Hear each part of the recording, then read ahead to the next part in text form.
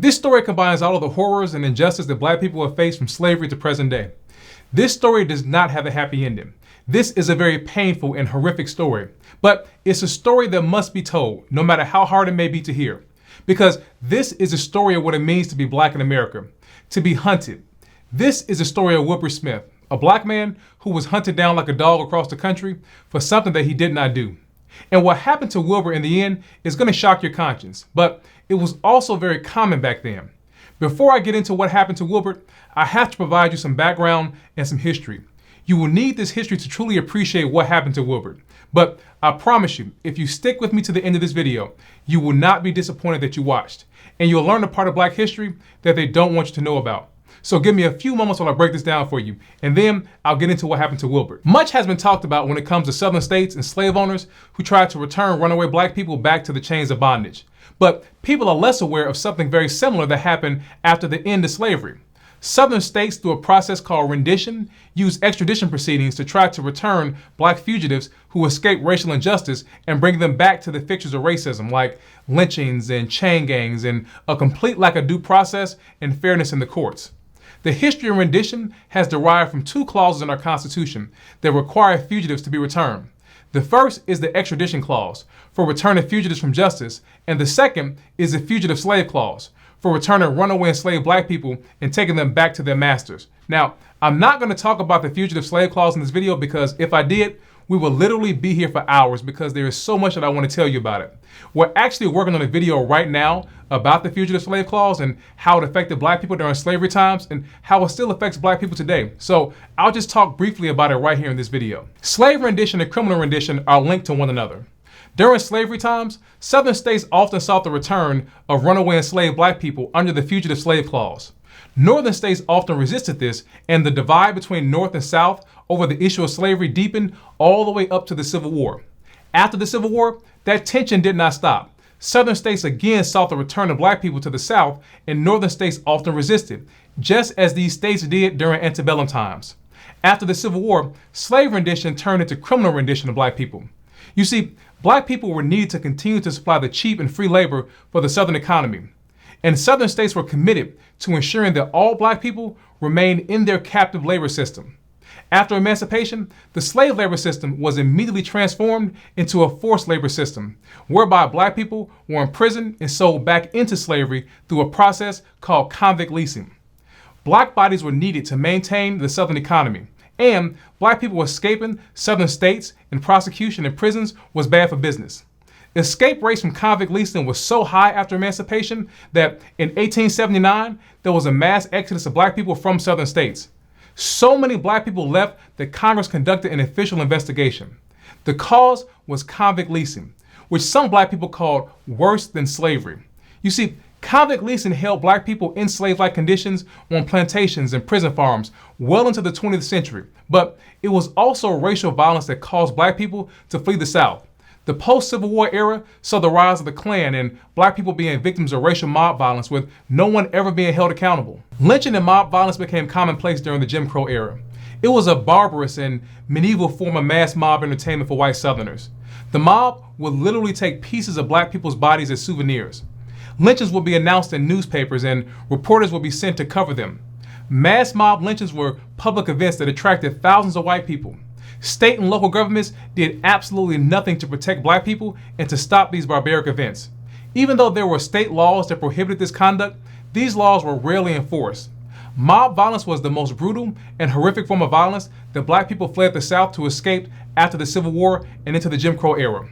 Black people who were accused of petty crimes and even the more serious and common crime of violating a white woman faced two options: flight or mob justice.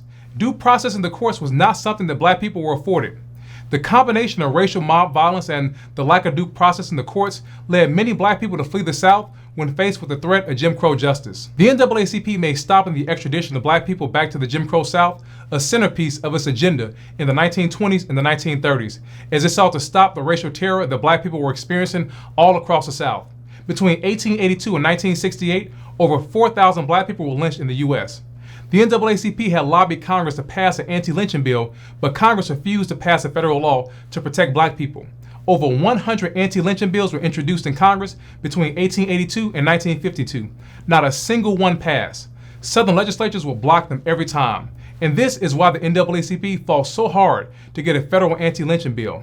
Congress came close to passing an anti-lynching bill in 1922 when the House of Representatives passed the Dyer anti-lynching bill, named for its sponsor, Missouri Congressman Leonidas Dyer. Southern legislators led the opposition to the bill. Their most common reason was that the federal government should not tell the southern states how to deal with the black people in the southern states. Some southern legislators were more bold about their opposition and came out and said that black people were the reason for lynching. Texas Congressman James Buchanan, he said that lynching was stopped when black men stopped attacking white women, and that the Negro problem would have been solved a long time ago had the North not meddled in Southern affairs and stirred up trouble amongst black people. Mississippi Congressman Percy Quinn, well, he said that the good black people understood that white people lynched black people because bad black people attacked white women. Arkansas Senator T.H. Caraway, he said that the bill to stop lynching was the NAACP's attempt to protect black men who attacked white women. In the Southern legislators' view, the barbaric mob violence practice was necessary to stop black men from attacking white women. After fierce opposition by Southern Democrats, the Dyer bill failed in the Senate. Because Congress refused to act, the NAACP used litigation as a method of exposing the mob violence that black people face in the South by fighting these extradition proceedings to send black people back to these southern jurisdictions because black people would not get due process once there. The NAACP would also lobby sympathetic northern governors and judges by showing them the numbers and statistics of what justice looked like in the southern states for black people. The extradition clause of the Constitution requires that states comply and assist in extraditing the fugitive. However, there was a wrinkle in the law. In the 1861 case called Kentucky versus Denison, the United States Supreme Court said that although states have a moral duty to return fugitives, the federal government has no authority to compel another state governor to return a fugitive, or really to do anything. NAACP lawyers used this wrinkle to petition governors when black people had escaped to stop the extradition back to the southern state. If that petition failed, they then take the case to court and try to stop the extradition.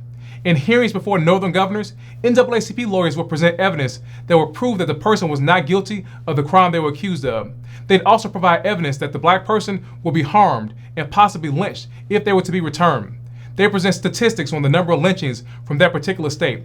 NAACP Secretary Walter White, he was the leading authority on lynchings and mob violence at the time. He had written the organization's leading report, 30 Years of Lynching in the United States. Between 1918 and 1940, the NAACP took on over 40 rendition cases to stop black people from being sent back to southern jurisdictions. They were successful in at least 18 of those cases. They were able to stop the extradition of a black man named A.J. Smitherman from Minnesota back to Oklahoma. A.J. Smitherman was one of several black people who were blamed and prosecuted for the Tulsa race riot of 1921, the burning of Black Wall Street. The NAACP was so successful in challenging extradition cases and getting northern governors to refuse to return black people back to the South that in 1934, Congress passed the Fugitive Felon Act, which made it a federal crime to travel to another state to avoid prosecution. This law severely limited a state's ability to refuse to extradite a black person back to a state that they fled from.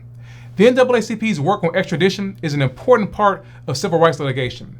Challenging extradition cases was a part of their larger goal of fighting racial violence and denying black people due process in the southern courts.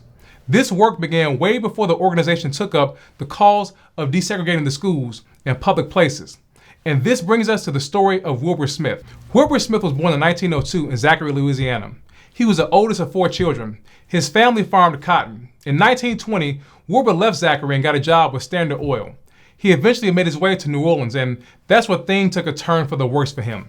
On January 17, 1930, at around 12:30 a.m., a rookie New Orleans police officer named Lester Johnson flagged down a car and ordered the driver to get out of the vehicle. He told the driver that he was arresting him for reckless driving. When the driver got out of the car, a fight broke out between the officer and the driver.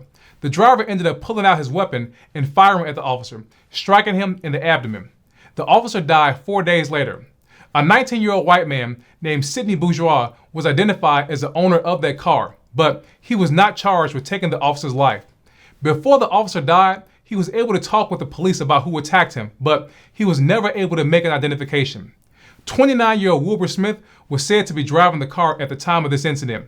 Why a black man will be driving a 19-year-old white man's car at 12:30 a.m. was never explained, but police decided to arrest and charge Wilbert, even though Officer Johnson never said that Wilbert was a suspect. Wilbert had nothing to do with this crime, but remember, this was Louisiana during the Jim Crow era, and Wilbert knew that he would not get a fair trial, and he might not even make it to trial. So Wilbert did what many black people have done. He fled to the north to escape racial violence. He escaped to Detroit, Michigan. Before I move on, let me tell you why Wilbert escaped to Detroit. It was not just a random city that he went to. Detroit, Michigan was an important place for black people that fled racial terror in the South. Detroit's Black Bottom neighborhood was known as a Negro district. More than 6 million black people from the South had fled racial terror and Jim Crow and migrated north during what is now known as the Great Migration. From around the time of the First World War until the 1970s, black people packed up and left the tobacco fields of Virginia and the cotton fields of Texas and Mississippi.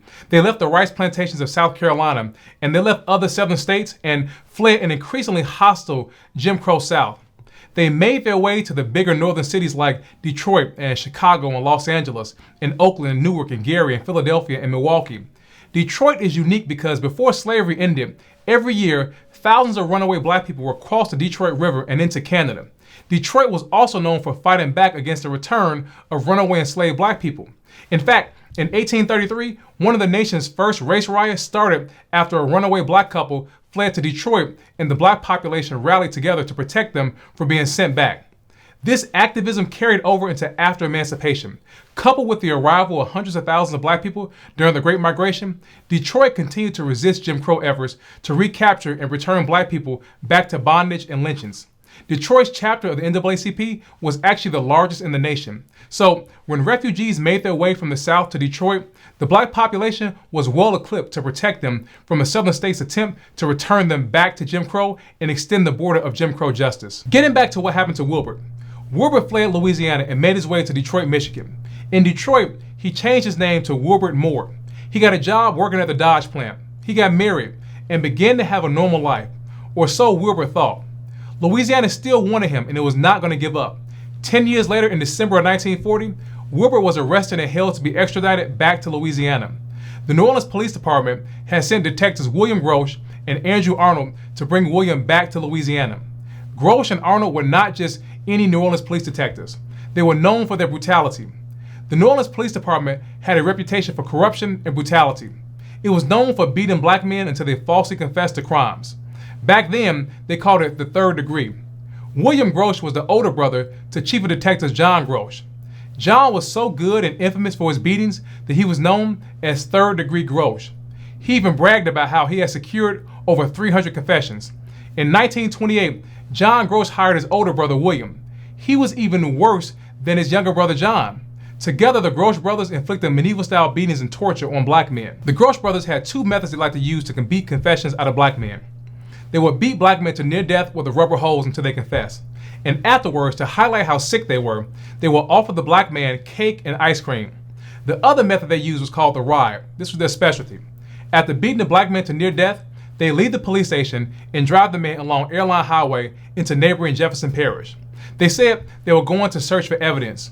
Once there and out of sight of the public, the detectives would then threaten to lynch the prisoner and perform mock executions on him. William got so good at this method that he was able to teach his next partner, a man named Andrew Arnold. Together they mastered the one-way ride. Grosh and his partner Andrew Arnold drove to Detroit in 1940 to bring Wilbert Smith back to New Orleans. Michigan Governor Loren D. Dickinson signed a warrant for Wilbert to be returned back to Louisiana in late December of 1940. Detectives Arnold and Grosh thought that this would be easy and prepared to drive Wilbert back. And that's when the fight to keep Wilbert in Detroit started. Wilbert's co-workers raised money for his legal fees. The local NAACP stepped in to represent Wilbert. His lawyers filed a petition of habeas corpus before Judge William Skillman. That's a legal proceeding where you come to court and allege that someone is being illegally held in custody. His lawyers argued that Wilbert Smith, the man who was wanted back in New Orleans, was not the Wilbert Moore that was in Detroit. Because Wilbert had changed his name so many times over the years, they tried to use that as a defense to keep him from being sent back. They also argued that even if he was the wanted person in New Orleans, that if he was to be returned to New Orleans, that he'd be lynched before he could even be tried. Wilbert told the judge that there would be no way that he would be tried by a New Orleans court. Ultimately, the judge denied their petition. Wilbert's attorneys appealed, but that too was denied. Wilbur was turned over to Gorsh and Arnold. After being in Detroit for 3 weeks, they were finally able to go back to New Orleans to carry out the justice they saw fit for Wilbur. They returned to New Orleans on January 15, 1941. They took Wilbur first to the jail. They then took him for the ride down Airline Highway. Wilbur never made it back. After driving a half-mile into Jefferson Parish, Gross took out his weapon and fired into Wilbur, who was handcuffed, taking Wilbur's life. The black community of New Orleans was outraged and saw this as another police lynching. The African American New Orleans Press Club wrote to Louisiana Attorney General Eugene Stanley and to the U.S. Attorney General saying that Wilbur's life had been unjustly taken and that it needed to be investigated. It collected evidence to support this. An undertaker that saw Wilbur's body said that Wilbur had been so seriously beaten that his crushed skull would suggest that he was fired at after he had already been dead. Officials initially brushed off demands for an investigation, but after weeks of local and national protests, Orleans Parish District Attorney J. Bernard Koch reluctantly agreed to investigate Wilbur's death. He ordered that Wilbur's body be exhumed. When his body was exhumed, Grosh and Arnold were present. The coroner found that Wilbur died just as Grosh and Arnold said that he did. Grosh and Arnold said that Wilbur had promised to take them to where he had hid the weapon that he used 11 years before. As they drove, they claimed that Wilbur asked to get out of the car to relieve himself. When they let Wilbur out, Wilbur attacked Grosh and Arnold. They said that Wilbur tried to choke them with his handcuffs. Grosh said that in self-defense, he took out his weapon and fired it at Wilbur. The black community was still not satisfied and demanded that action be taken. Grosh and Arnold then escalated their brutality. On February 9, 1941, they detained Wilbur's former wife, a woman named Daisy Powell, and beat her so severely that she was hospitalized for a week and then ordered to leave town. But she refused and instead asked that Grosh and Arnold be charged for what they did to her. Once again, they came up with lies to cover up what they did. They said that they came to Daisy's house to follow up on a tip that she knew of others that were involved in the original crime that Wilbur was arrested for 11 years prior. They said that Daisy lied about the beating. Grosh and Arnold were never charged. A grand jury refused to indict them. The hunting down of black people is something that was written into the Constitution. It has been a central feature of American law for hundreds of years now. And sadly, it is still occurring. Black men and black women are still being hunted and losing their lives at the hands of law enforcement. Not much has really changed over the years. I want to know your thoughts on this in this video. How does it make you feel learning what happened to Wilbur Smith? And did you know that Rendition was the first civil rights battle of the 20th century? Drop me a comment down below and let me know what you think.